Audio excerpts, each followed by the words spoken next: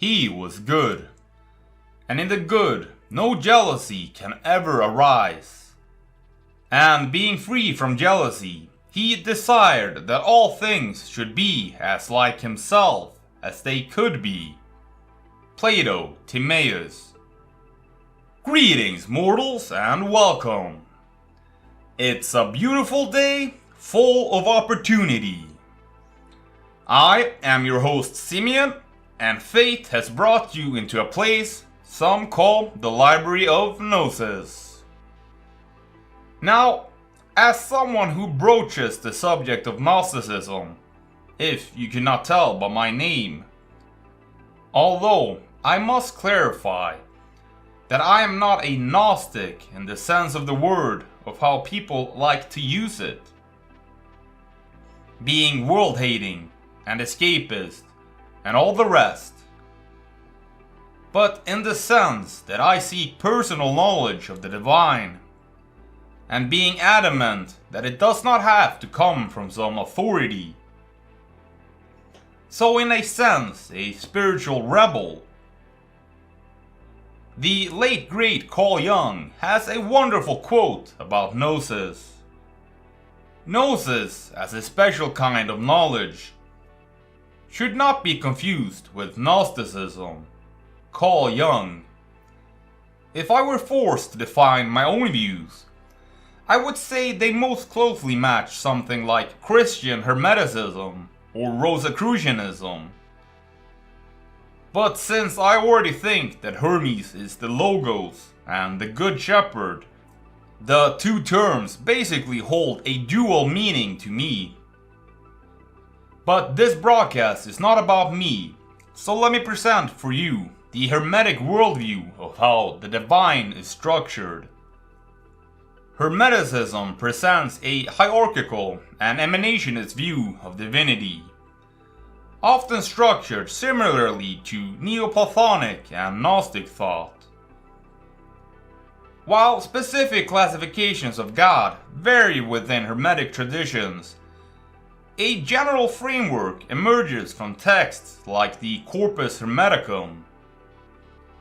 First off, the One, the Monad. This is the absolute, ineffable source of all existence. It is beyond comprehension, name, or duality, similar to the Neoplatonic concept of the One, or the Gnostic Bythos. It is pure being and non-being, simultaneously.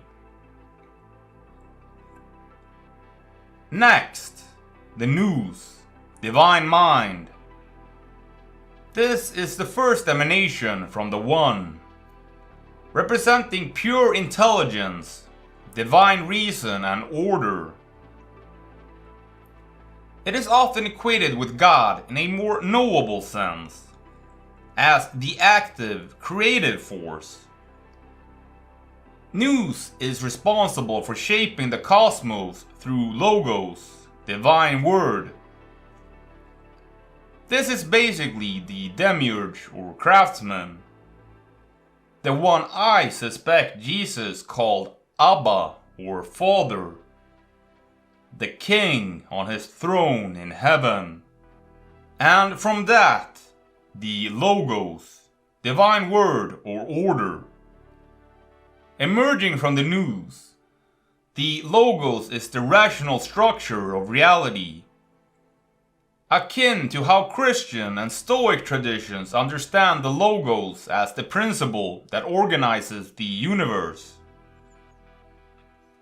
Logos mediates between the divine and the material world, very much the messenger and psychopomp, like the Good Shepherd or Hermes Kreoporos. And finally, the cosmic hierarchy. Below these divine principles, Hermeticism includes the planetary rulers, gods, the material realm, and finally, humanity, which contains a divine spark capable of ascending back towards Nous through Gnosis and spiritual purification. Now, to return to the biblical worldview, and really drive home my point, I would like to quote this verse from the scriptures.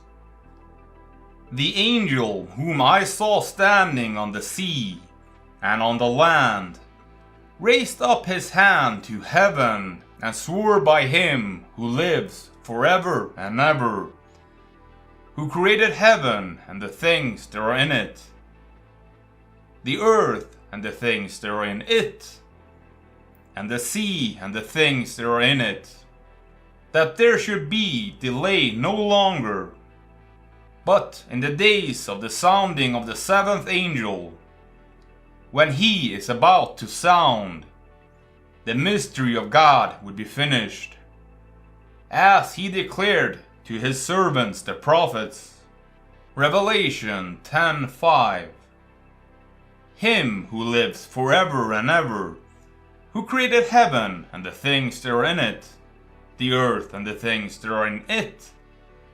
Quite clearly, whoever created all this was not evil, if we are to judge by those verses.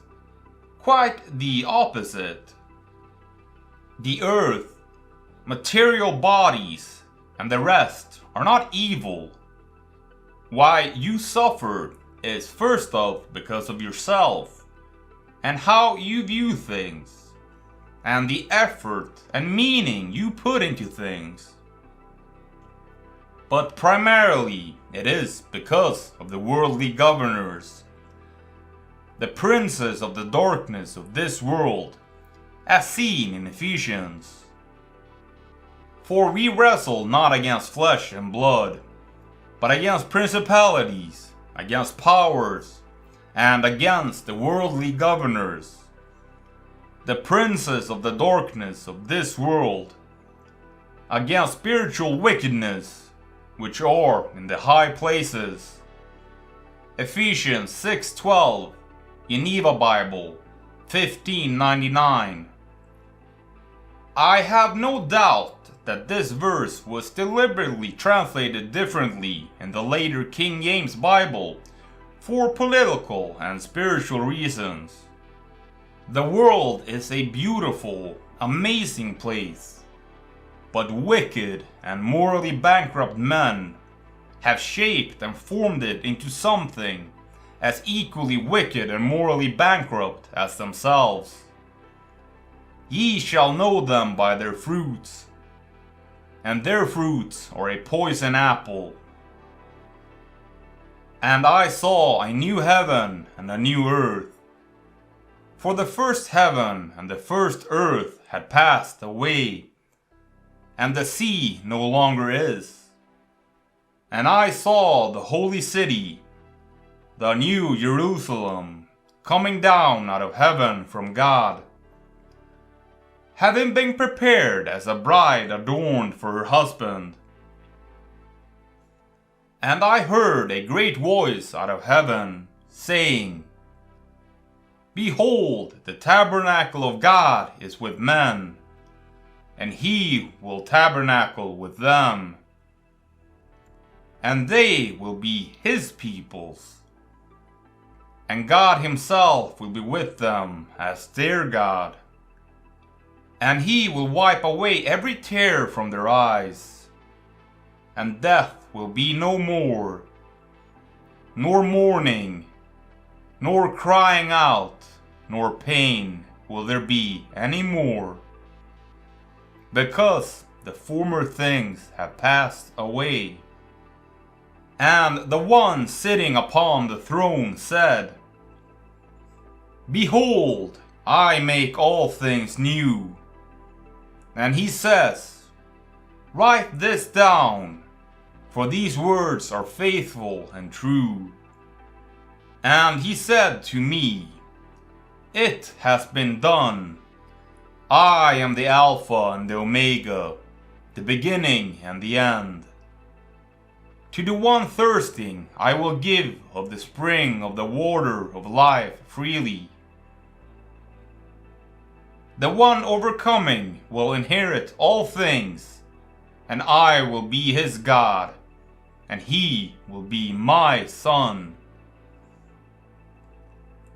but to the cowardly and unbelieving, and having become abominable, and murderers, and sexually immoral, and sorcerers, and idolaters, and all liars. Their part is in the lake burning with fire and brimstone, which is the second death. Revelation 21, Berean Literal Bible. So, now we're nearing the end of this broadcast, and perhaps even the end of this world. Who is to say? But I say, if thou hast come this far, then right. The world is good because I am. In the comments below, so I know you did. Please share the video and support me on Patreon. Get some cool merch and all the rest, and I will see you, yes, specifically you, in the next one, mortal. Fare thee well, traveler.